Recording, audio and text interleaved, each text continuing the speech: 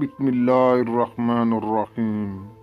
بر صغیر میں عورت کو پھنسانے کے لیے امیر اور غریب کے پاس دو مختلف طریقے ہوتے ہیں۔ نمبر 1، امیر کے پاس پیسہ ہوتا ہے اور نمبر 2، غریب کے پاس جھوٹ ہوتا ہے۔ ہمیں بہت سی خواہشات سے دستبردار ہونا پڑتا ہے۔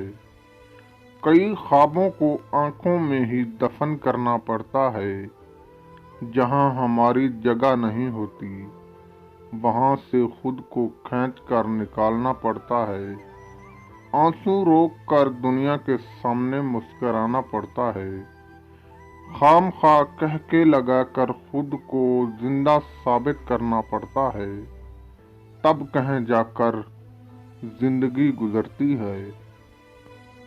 عورت کا کردار اس کی آنے والی نسل کا بتاتا ہے، جبکہ مرد کا رویہ اور انداز گفتگو اس کی تربیت اور خاندان کا پتہ دیتے ہیں۔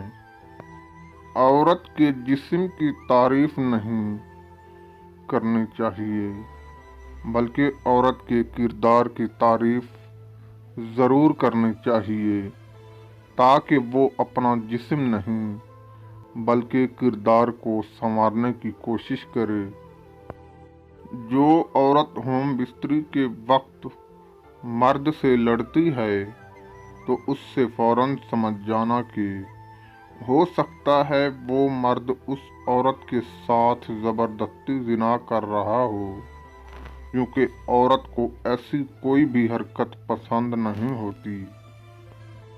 مرد اس عورت کے لیے ایک بار نہیں بلکہ 100 بار روتا ہے۔